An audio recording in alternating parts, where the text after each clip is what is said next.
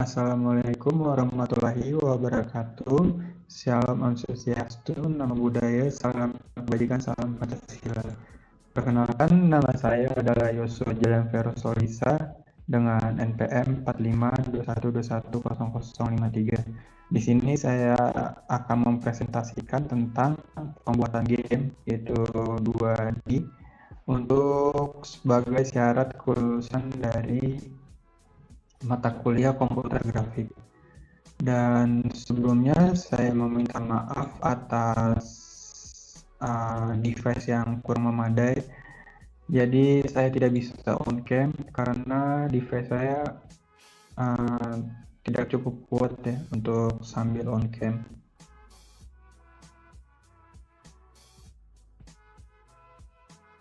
Mungkin di sini saya akan langsung mulai. Yang pertama itu di sini saya akan menjelaskan scene yang pertama itu, yaitu bagian ini.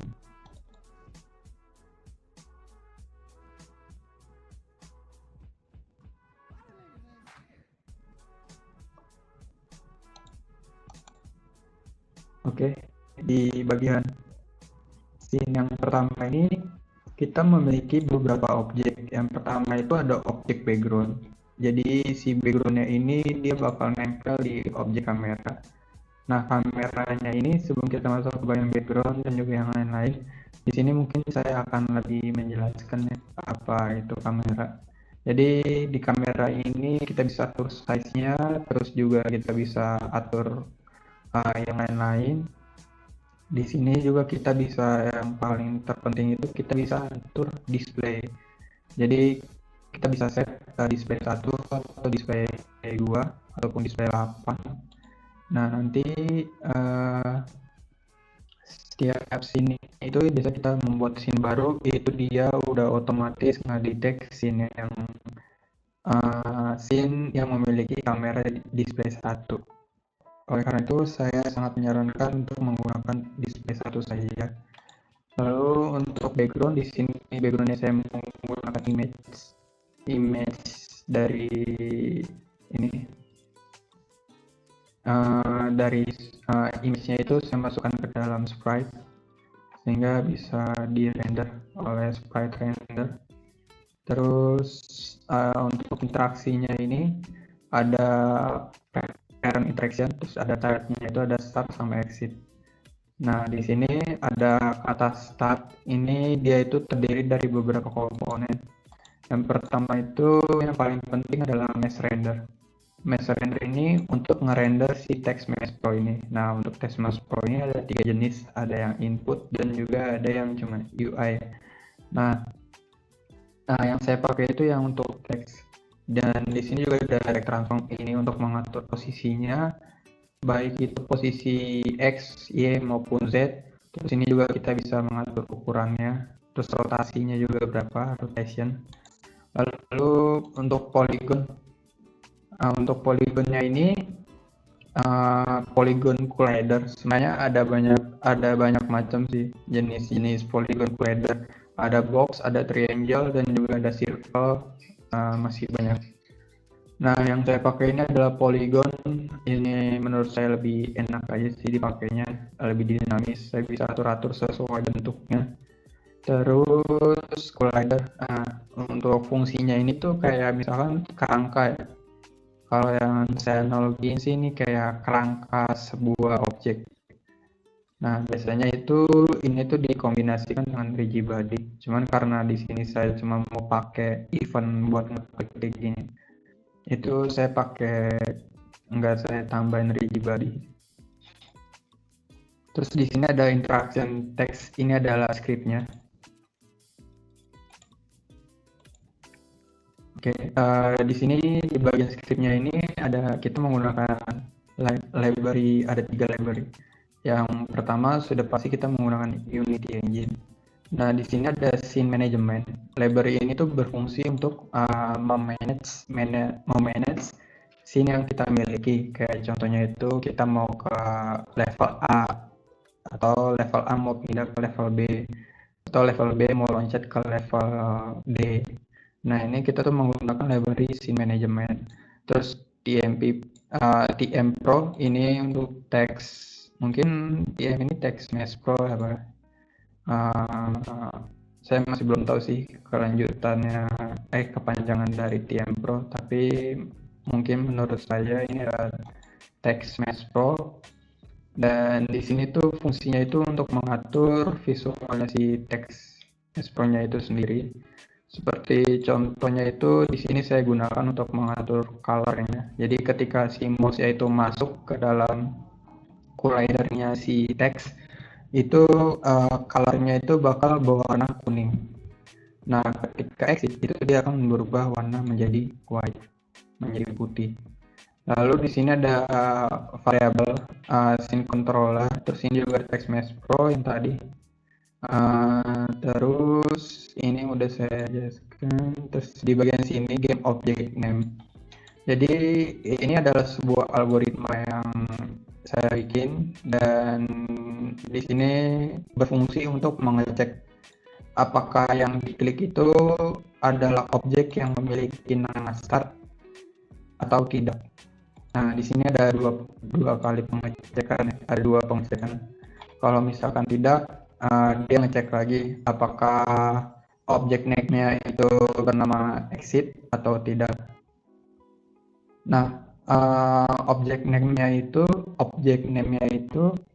adalah yang ini. Jadi kan di sini kan saya kasih nama start sama exit. Jadi dia bakal ngecek kalau misalkan saya lagi ngeklik si start ini, apakah objek name-nya adalah start atau tidak. Atau enggak kalau misalnya saya ngeklik si quit, apakah objek name-nya itu adalah exit atau tidak. Nah, kalau iya, itu ada berbeda ya algoritmanya. Jadi yang kalau misalkan dia start, itu dia bakal akan next level. Ini menggunakan scene management, library yang ini. Dia akan menggunakan scene controller, terus dia akan melanjut ke next level atau next scene, ke scene berikutnya. Lalu di sini ada application quit. Nah, untuk application quit ini dia bakal keluar dari si Unity-nya, bakal keluar dari game. Nah, kalau kita ngejalanin run dari sini sih dia nggak bakal keluar dari aplikasinya ya. Run-nya ini akan tetap jalan. Paling cuman ada si debug log-nya doang yang keluar ini. Oke, mungkin itu untuk bagian scene yang pertama. Terus ini ada game object. Game object ini adalah, ini title-nya. Jadi ada title-nya dengan warna yang saya bikin berbeda. Revenge Soldier. Jadi Revenge Soldier ini adalah nama dari nama dari game yang saya buat. Lalu di sini ada scene controller. Di bagian scene controller ini adalah script. Dia itu berfungsi untuk mengatur logika dari memanage sebuah scene, entah itu next level atau balik lagi ke scene yang awal. Itu fungsi dari si scene controller yang saya buat. Sini masih sama sih kayak yang tadi. Terus ini juga sama. Terus di sini adalah instance. Jadi kalau misalnya instance-nya null, nanti dia bakal pakai instance-nya yang ini, si objek yang ini. Terus di sini dia nggak bakal nge-destroy. Nah, kalau misalkan tidak, baru dia nge-destroy. Nah, di sini ada next level. Di sini yang saya maksud, jadi kalau misalkan kita menggunakan scene load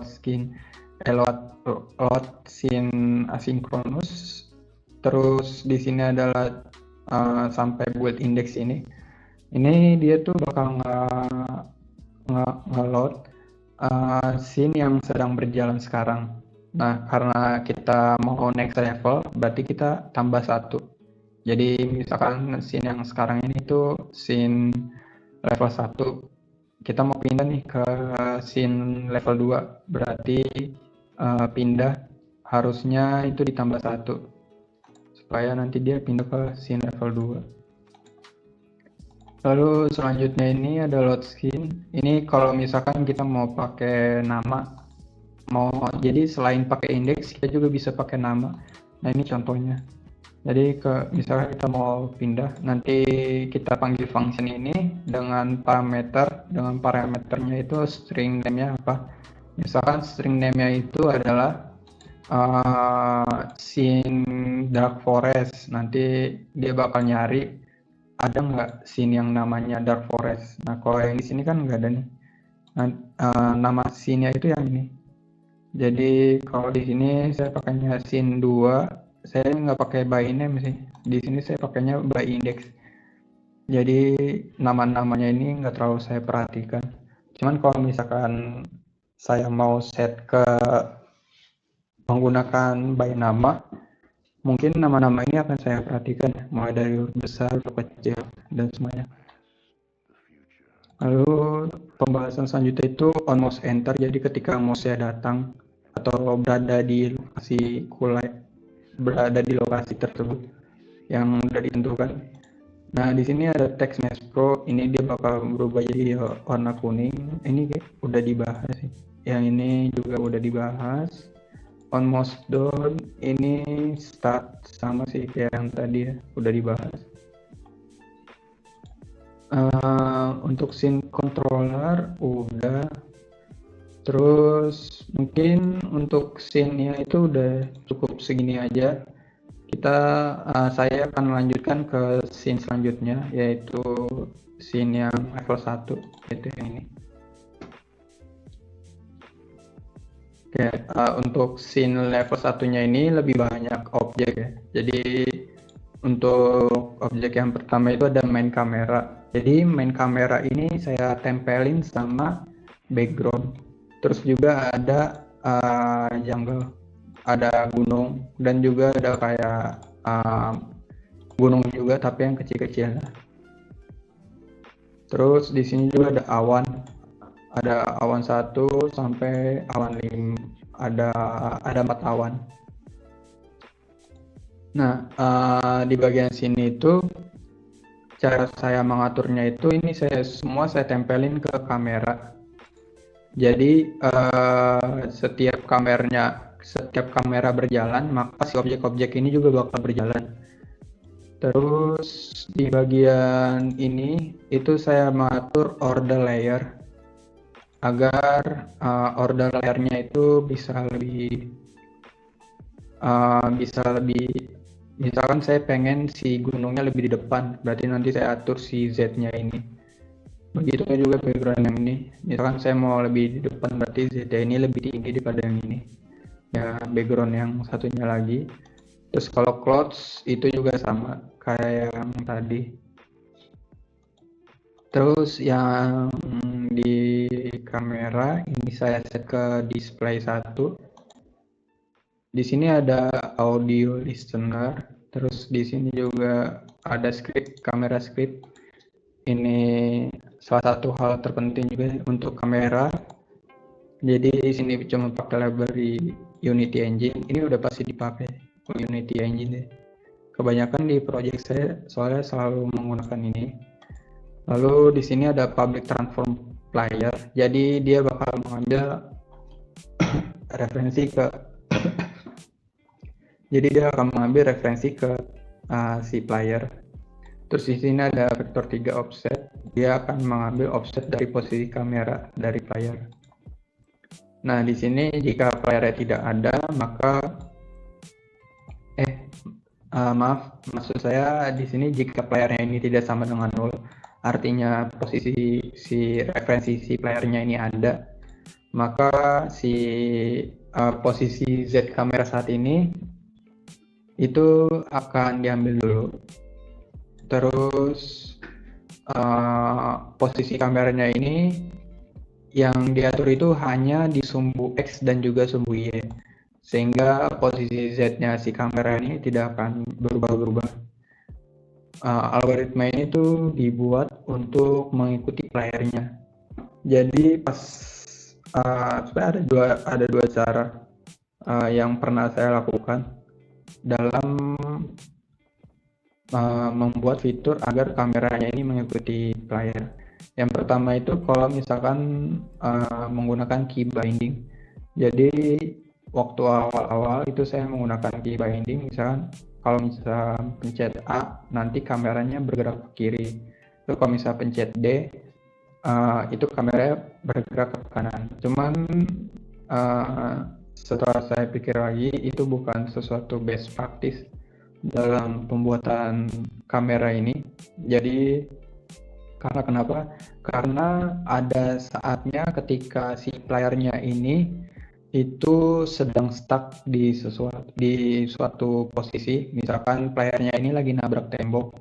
Terus ketika kita pencet D, kameranya akan tetap berjalan ke kanan sehingga posisi kameranya ini meninggalkan posisi si player.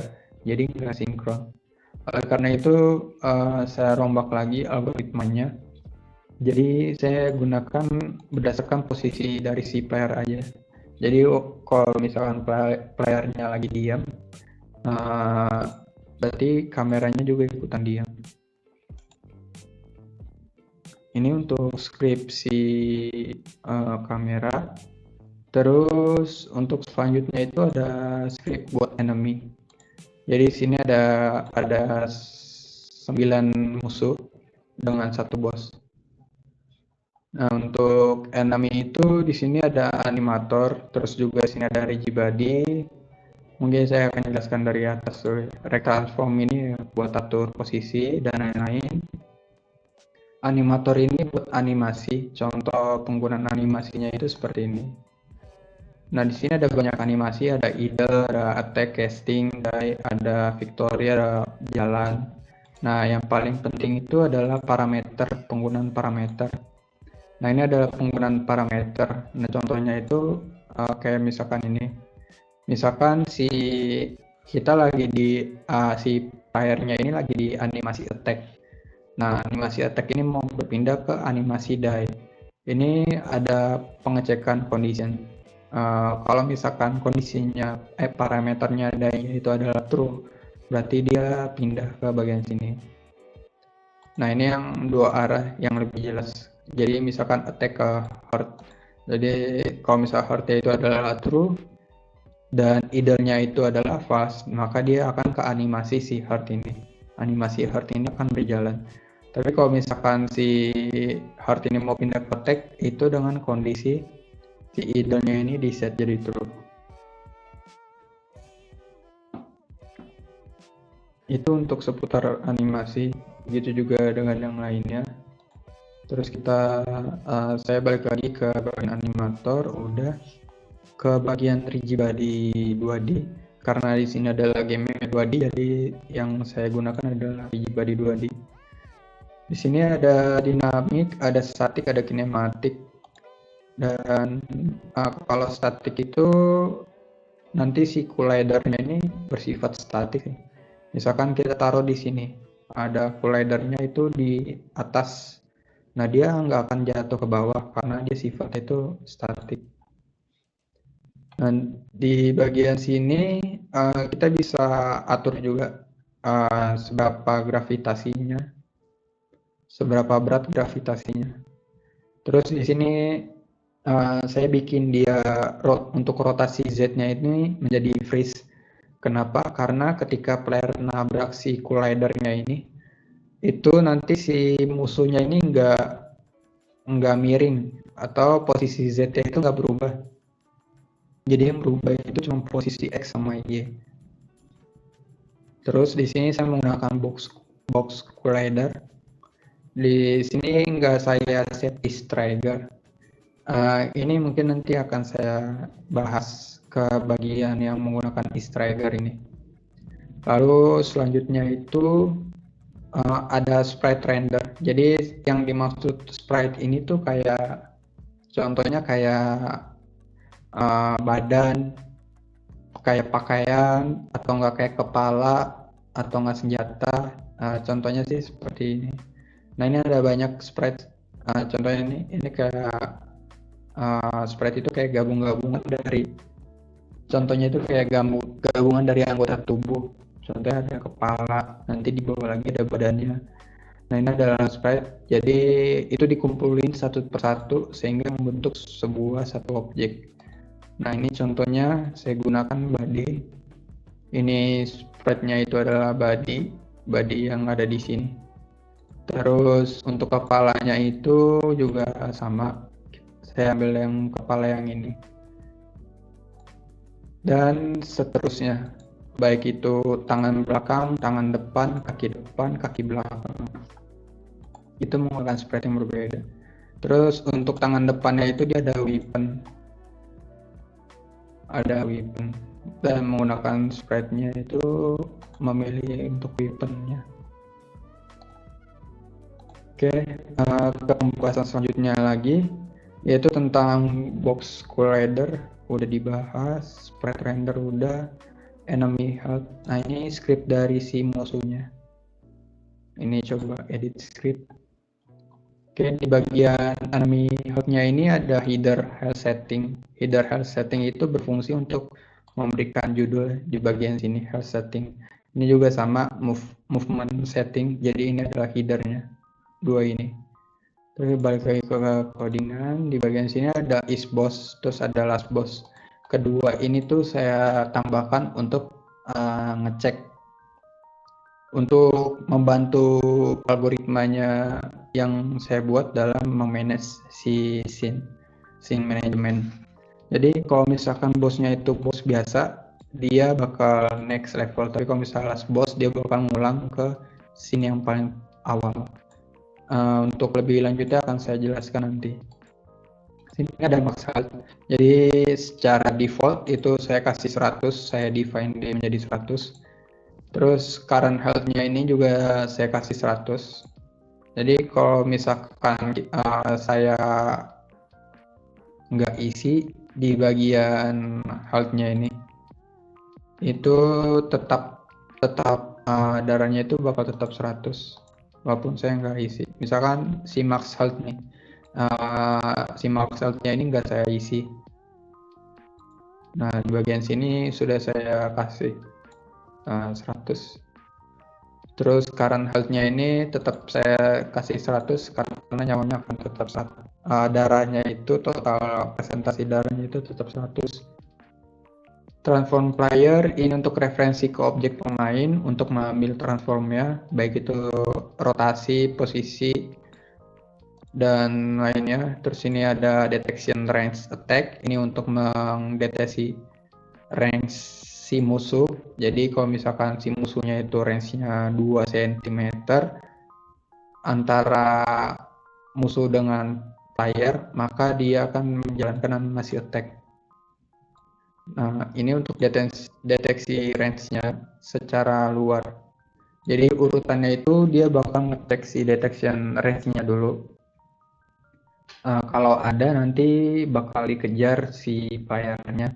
Terus kalau lebih mendekat lagi, berarti nanti si musuhnya ini menjalankan animasi attack untuk menyerang si player. Nah, ini ada move speed, kecepatan gerakannya si musuh. Terus ini ada is boss sama last boss. Jadi kalau misalkan di luar dari is boss sama last boss, atau objeknya ini adalah objek musuh yang kayak monster atau prajurit lainnya, itu darahnya akan menjadi 100. Tapi kalau misalkan is boss itu dia menjadi 200. Sini ada update. Fungsi update ini kan dia bakal terus-terusan ngupdate, jadi memberikan data yang real time. Ini ada ada animasinya, menggunakan animasi. Terus di sini ada state info. Jadi fungsi dari logika ini adalah ketika si animasinya itu adalah animasi die, terus animasi die ini sudah berjalan selama ini delay. Oke, di parameter kedua ini adalah delay. Jadi misalkan delaynya itu udah berjalan lebih dari 0,85 detik dan animasinya itu adalah animasi die, maka dia bakal menghancurkan objek dari si musuh.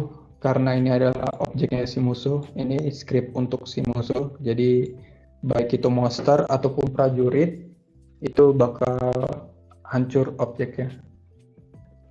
Terus yang kedua itu sama kayak yang dari di atas. Intinya itu untuk parameter yang kedua ini adalah durasi si animasi HURT ini berjalan. Misalkan animasi HURT ini sudah berjalan lebih dari 0,85 detik, maka di sini akan di set animasi attack-nya dibikin false, terus idle-nya ini dibikin true, terus animator HURT-nya ini dibikin false. Di sini ada debug log, ini hanya untuk ngedebug aja. Kayak misalkan ini lebih ke arah ke debugging. Terus di sini ada meriksa untuk jarak. Jadi yang pertama kali diperiksa itu apakah si playernya ini, apakah si objek ini sudah meninggal atau belum.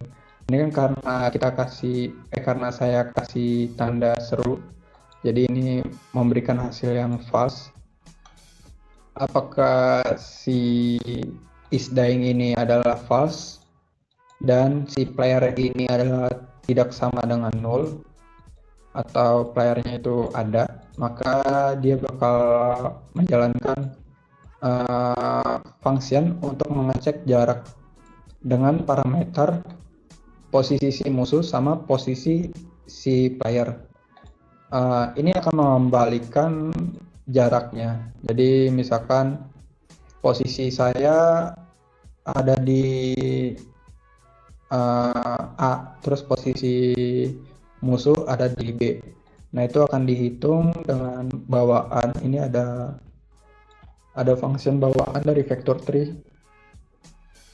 Jadi dia akan mengembalikan baik itu bertipe float ataupun integer. Tapi yang dikembalikan bertipe float. Contohnya ini misalkan si distance to player ini mengembalikan 3,5. Terus 3,5 ini lebih besar daripada 2,5. Dan si 3,5 ini lebih kecil daripada si detection range. Detection range-nya itu kan adalah 3. Berarti nggak masuk. Berarti si playernya ini, si musuhnya ini nggak bakal mengejar si player. Nah, yang mengejar si playernya itu ketika jarak yang dihasilkan dari si vector distance ini adalah 2,7. Itu kan masih di bawah detection range.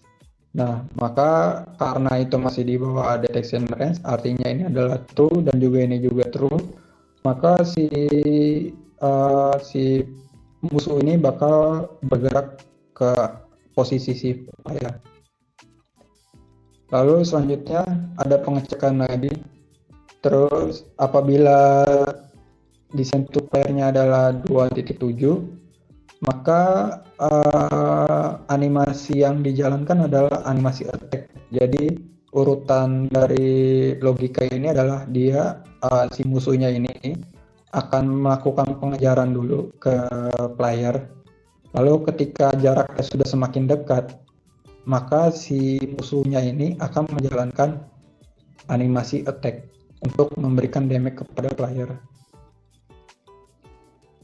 Ini adalah selanjutnya ada function untuk animasi move ke player. Contohnya itu ini mengambil dari sumbu X mendekati sumbu X saja. Sini ada set boolean, di sini kita ngeset. Ini bisa selain boolean, kita bisa juga pakai integer atau yang lain kayak float. Cuman karena parameter saya di animator itu adalah boolean, jadi saya menggunakan set boolean. Sini attack-nya ini saya kasih false, idle-nya juga ini saya kasih false, block-nya ini juga saya kasih true. Terus transform position, direction. Lalu selanjutnya untuk yang ini tuh untuk mengecek apakah si playernya ini ada di sebelah kanan atau di sebelah kiri. Nah, kalau misalkan si playernya ini ada di sebelah kanan, berarti nanti si musuh ini akan menghadap ke kanan. Lalu kalau misalkan si playernya ini ada di sebelah kiri, maka si musuhnya ini akan bergerak di sebelah kiri. Lalu di sini ada tag damage. Ini untuk function untuk mengurangi darahnya si musuh ketika dia terkena damage. Jadi current health-nya itu kan 100 dikurangin sama damage yang dilempar dari parameter ini. Lalu di sini menjalankan animator heart dengan set2. Ini seperti yang sudah saya bahas sebelumnya, di mana untuk pengecekan perpindahan animasi itu kita butuh sebuah parameter.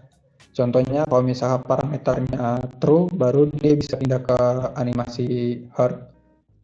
Atau kalau misalkan parameter idealnya itu true atau false, itu baru dia bisa pindah ke animasi ideal.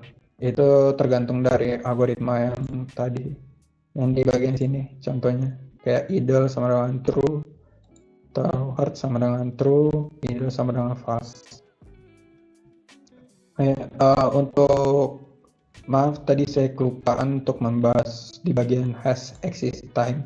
Jadi supaya dia nggak ada delay, ini biasanya kalau awal-awal ini masih dalam keadaan di checklist. Jadi kita unchecklist aja. Terus kita ke bagian setting, transisinya itu kita kasih 0 supaya dia nggak ada delay saat perpindahan. Oke, selanjutnya itu ke bagian sini.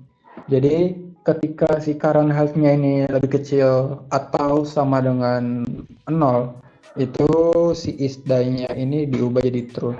Terus kita menjalankan algoritma ini menjalankan function die. Nah, di function die ini ada pengecekan lagi apakah dia adalah sebuah last boss atau is boss atau cuman objek biasa kayak misalkan monster atau objek musuh-musuh yang kecil-kecil kayak monster kayak prajurit.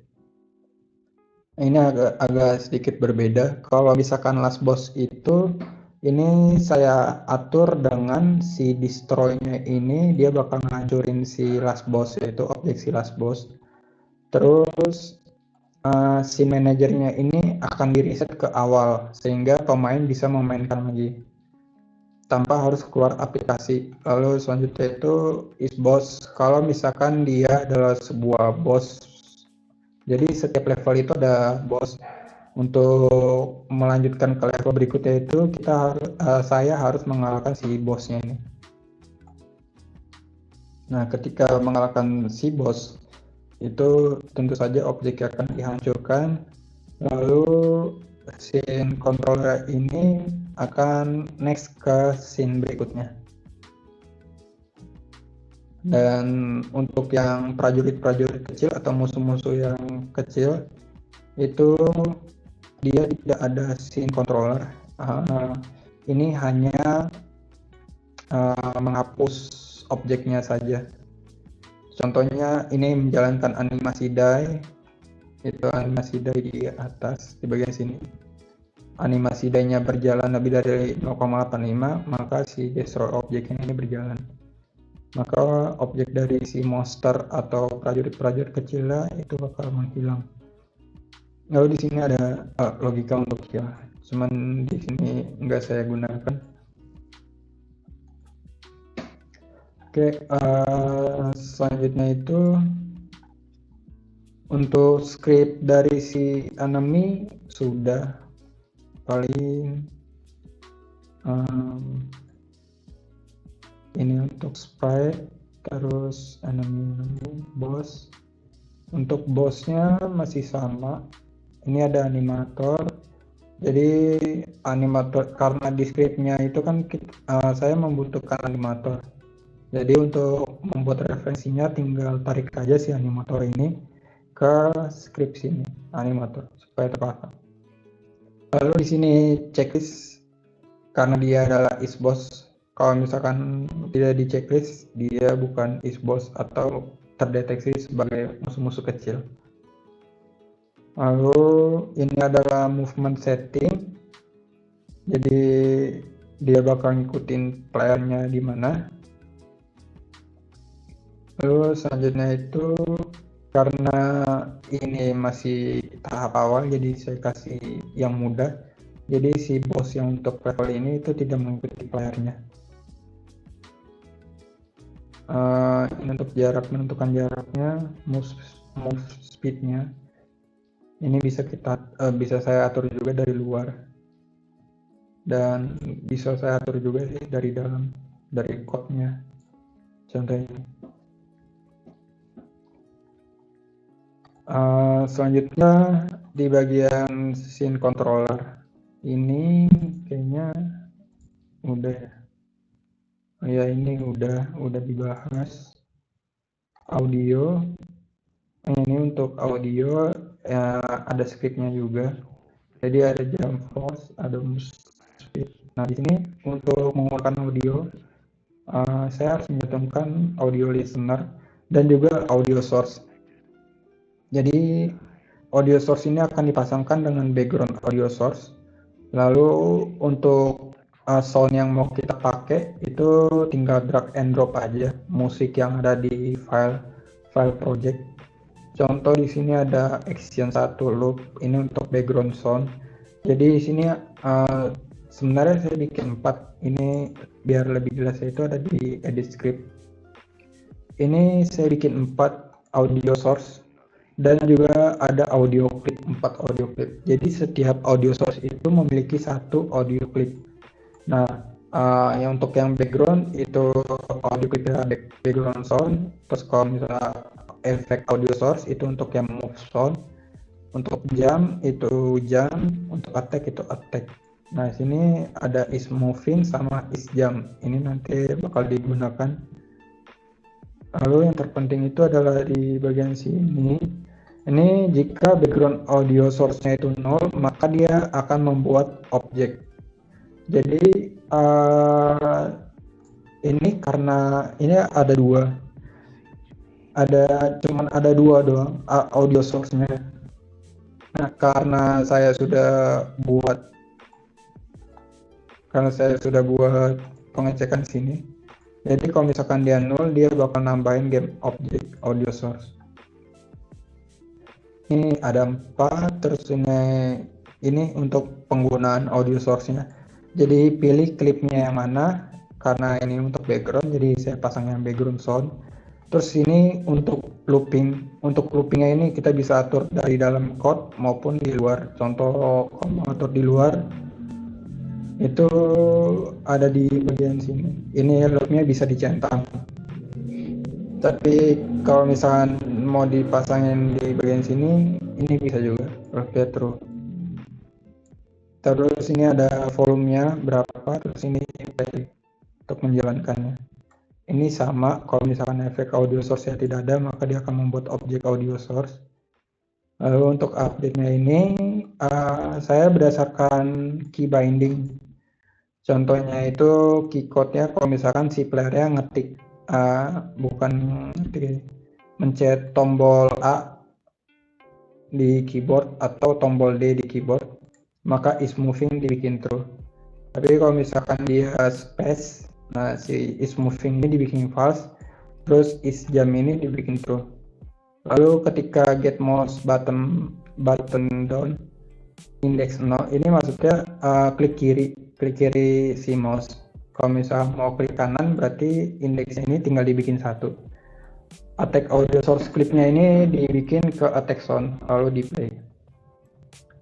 Lalu di sini ketika dia adalah sedang berjalan, terus efek audio source-nya itu tidak sedang bermain. Ini kan saya gunakan untuk move sound.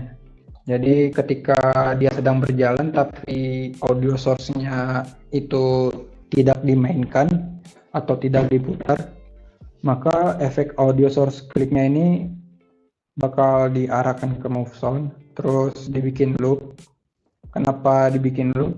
Karena bisa saja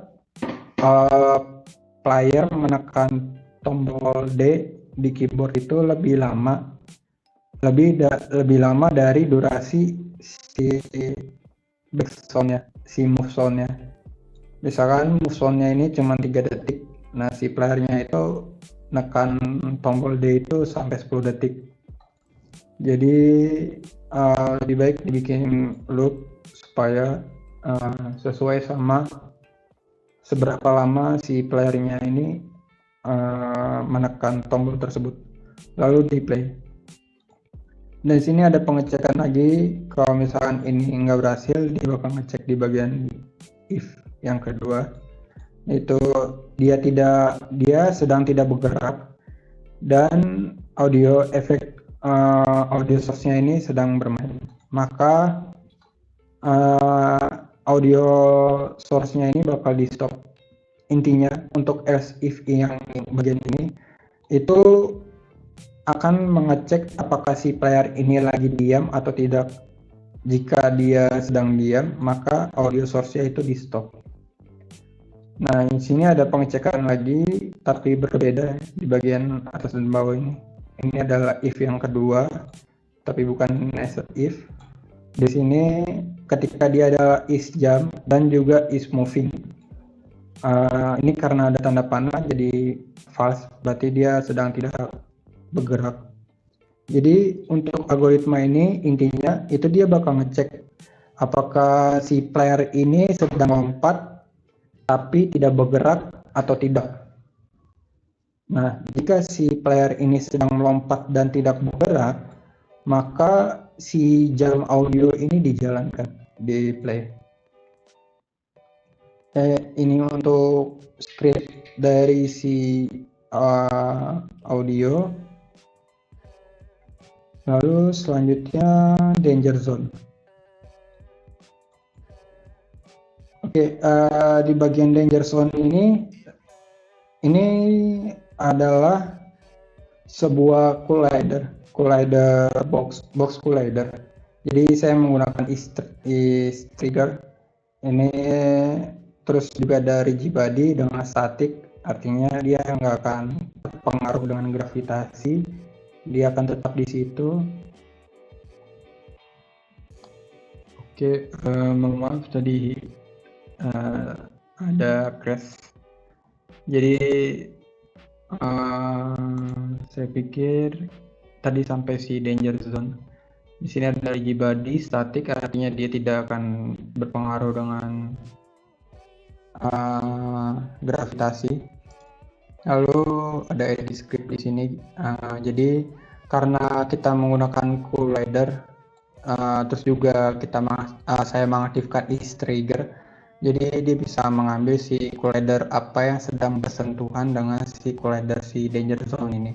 Nah, kalau misalkan tagnya itu adalah player, maka di sini playernya akan diset untuk player itu akan diset menjadi meninggal atau kalah. Nah, contohnya itu di sini kan akan mereferensi ke function yang ini dengan parameter game object player. Lalu di sini playernya itu diset menjadi false. Dan di sini scene manajernya ini di reset ke scene yang sedang berjalan. Jadi cuman hanya di reset saja sehingga tidak perlu mulai dari awal. Lalu untuk selanjutnya udah, jadi di bagian scene ini sudah selesai. Oh ya, untuk di bagian sini itu menggunakan tile map. Di sini contohnya itu misalkan kita mau lihat ground. Jadi di bagian sini itu menggunakan tile palette. Nah, di sini jadi bisa kalau misalnya mau nambahin blok, kita tinggal bisa klik ini terus tambah ya ke sini dengan tag yang masing-masing. Di sini saya menggunakan tag ground. Lalu di sini juga bisa pindah-pindah ke player. Ini ada player si sprite yang tadi. Lalu sini ada decoration. Lalu selanjutnya itu saya akan mempresentasikan selanjutnya itu ke scene 2, yaitu langsung ke scene bossnya. Ini contoh scene bossnya. Untuk scene bossnya itu masih sama seperti scene yang tadi, di mana untuk backgroundnya ini saya tempelin ke kamera, dan kamera ini mengikuti si player. Lalu di bagian sini ada ground, ini sama yang kayak tile palette yang tadi di bagian sini. Lalu di sini ada decoration. Kalau decoration ini dia nggak ada bentuk fisiknya, tapi kalau ground ini dia ada bentuk fisiknya. Lalu di sini ada player, yaitu saya sendiri. Ini ada shoot point. Jadi ketika si player itu menyerang atau klik kiri mouse, itu di scriptnya itu akan menjalankan sebuah algoritma untuk memunculkan sebuah objek anak panah dari lokasi yang telah ditentukan. Kalau lokasi yang ditentukan ini agak dekat dengan player, jadi anak panah akan keluar dari sini dan ke sini. Tapi kalau misalkan si player lagi menghadap ke kiri, berarti nanti si sprite akan berpindah tempat ke kiri sini, dan panah akan keluar atau objek panah akan dibuat dan mengarah ke kiri. Lalu untuk objek panahnya itu adalah ini. Ini untuk panahnya, dan ini untuk arrow-nya. Jadi si shoot point ini bakal ngeduplikasi atau mengikuti si objek arrow ini.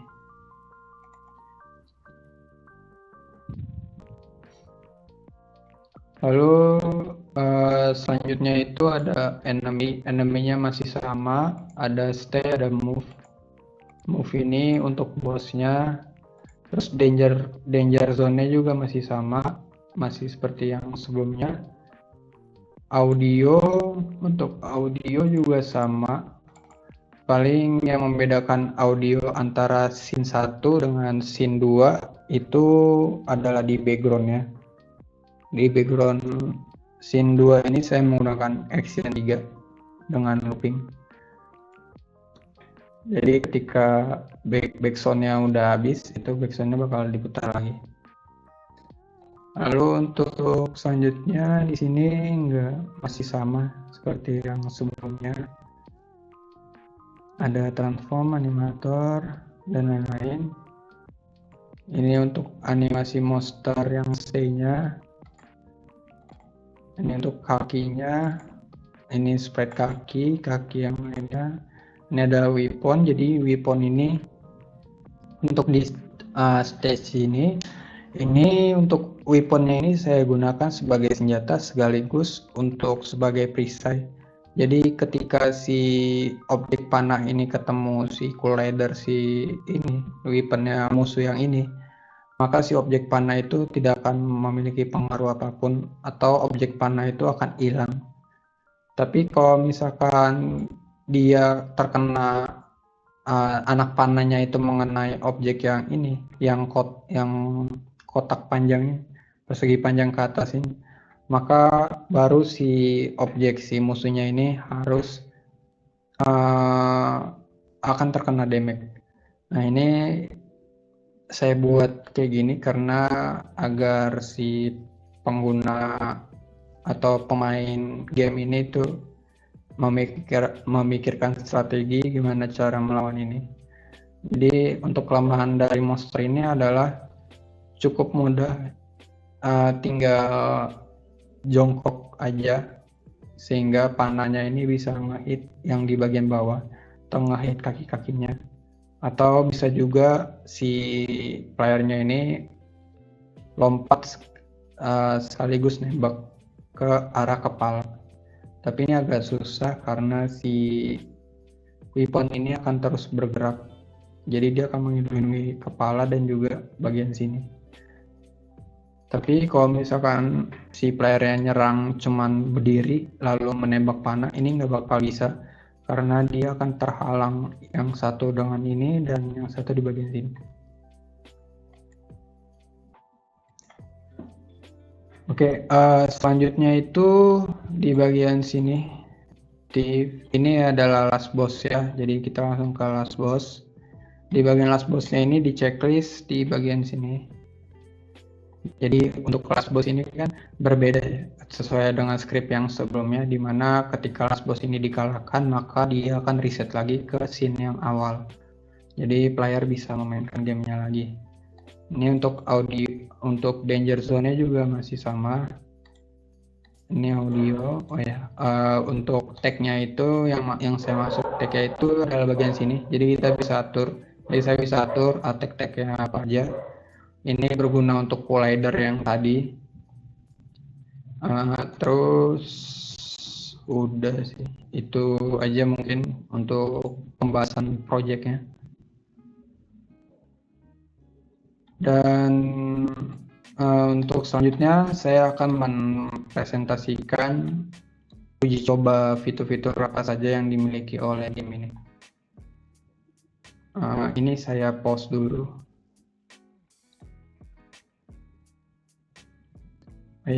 Sebelum saya pause, untuk membuild sebuah project ini ke dalam bentuk game itu kita bisa ke build profiles. Terus di bagian sini ada scene list, ada Windows, ada Android. Jadi awal-awal itu kita tidak ada ini. Paling cuma ada 3 ini. Dan karena saya membuat PC, jadi saya pilih Windows. Lalu ketika ingin mengupdate si scene listnya ini bisa di bagian sini, scene list. Ini bisa drag and drop aja scene yang tadi ke bagian sini. Lalu bisa diperbaruin di bagian sini dan tinggal di build aja nanti. Oke, ini ada contoh yang sudah jadinya. Jadi saya coba build and run terlebih dahulu.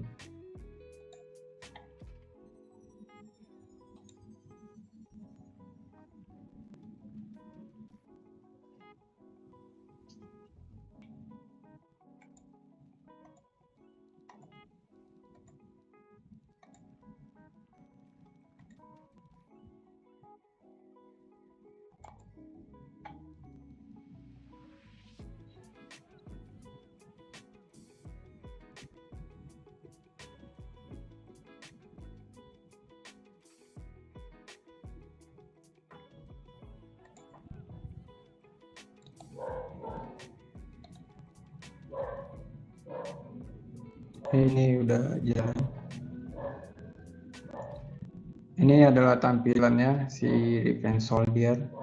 Bisa start, bisa quit. Jadi coba untuk yang start. Dan ini adalah tampilan untuk startnya. Sebentar saya taruh mic saya ke tempat yang lebih dulu. Oke, di sini saya akan mempraktikkan ketika si playernya ini terkena damage dari si musuh. Jadi ada animasi terkena damage. Ini mungkin saya jadi ada animasi terkena damage dan juga ada darah yang berkurang. Nah, ketika dia mati maka scene-nya itu akan di-reset. Nah, ini pengujian untuk danger zone. Jadi ketika kita lompat dan menyentuh collider dari si danger zone, itu si playernya akan di-set sebagai tidak aktif atau kalah. Lalu di sini ada klik kiri mouse. Ini untuk untuk animasi memanahnya seperti ini, dan dia akan membuat objek panah. Lalu ketika kena musuh juga memiliki animasi hurt. Dan ketika darah musuh sudah berkurang lebih dari 0, maka dia akan hilang objek ya. Tapi animasi die-nya itu berjalan sekitar kurang dari 0,85 detik. Ini selanjutnya bagian sini lompat. Untuk untuk A sama D ini untuk ke kiri dan ke kanan. Lalu untuk kontrolnya ini saya mengecilkan playernya. Terus untuk left ya ini untuk menembak.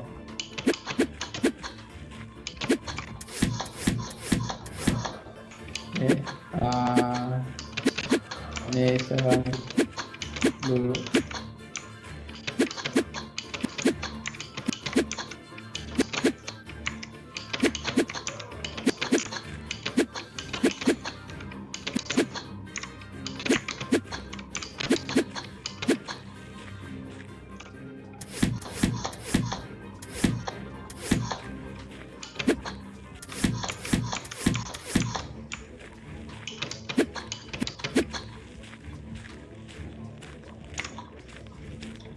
Ini ada audio berjalan. Ini adalah audio berjalan, jadi di set jadi loop. Ini ketika saya pencet A-nya itu terlalu lama. Kalau ini untuk yang lompat 2 kali.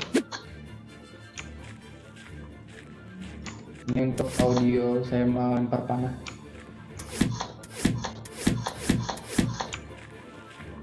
Oke, di sini saya akan melawan bos. Jadi saya tandain warna biru. Ini adalah bosnya. Oke, jadi ketika si bosnya itu sudah dikalahkan, maka akan pindah ke scene berikutnya. Ini adalah scene si last boss ya. Jadi saya set ke scene last boss. Untuk melawan monster ini seperti yang sudah saya jelaskan sebelumnya, di mana si monster ini itu tidak akan bisa dihit apabila si playernya ini hanya berdiri. Jadi dia cuma bisa dihit satu di bagian kepala, tapi agak susah karena harus pas timingnya. Nah, itu tadi ada animasi dia terkena damage. Atau jika lebih mudah itu bisa jongkok lalu menghit area perutnya dan dia meninggal. Ini masih sama, jadi ketika terkena damage dia akan kembali ke sini tanpa dari awal. Ini saya coba lalu ketika dia masuk danger zone juga sama, akan ke bagian sini. Ini akan saya coba kalahkan monster-monsternya dan kembali dan bertemu last boss ya.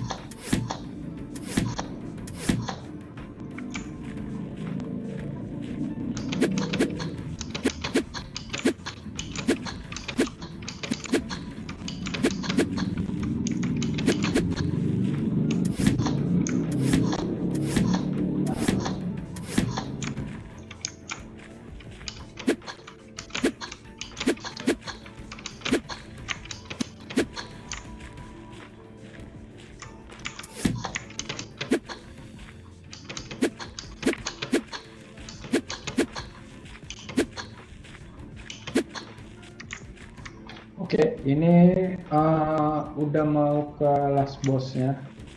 Jadi ini adalah contoh last boss. Jadi dia akan mengikuti arah saya sesuai dengan jarak. Jadi ketika jaraknya sudah saya kira segini, si bosnya itu tidak akan mengajar. Tapi jika saya mendekat dan ketika saya berhasil mengalahkan bosnya, maka scene ini akan kembali ke scene awal.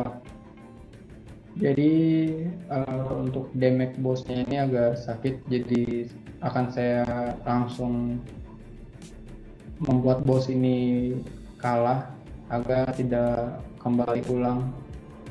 Dan ketika kalah, scene ini akan ke reset ke awal lagi. Oke, jadi akan saya kalahkan bos ini dan melihat bagaimana algoritmanya berjalan. Nah, jadi ini ketika si bosnya itu sudah dikalahkan, maka kita kembali ke scene awal, jadi bisa lagi main dari awal. Lalu karena saya sudah mendemokan yang start, jadi saya mendemokan yang quit, jadi quit dari aplikasi. Nah, ini udah kriteria aplikasi. Oke, itu untuk pengujian algoritmanya. Jadi saya akan lanjut ke pengujian full demonya.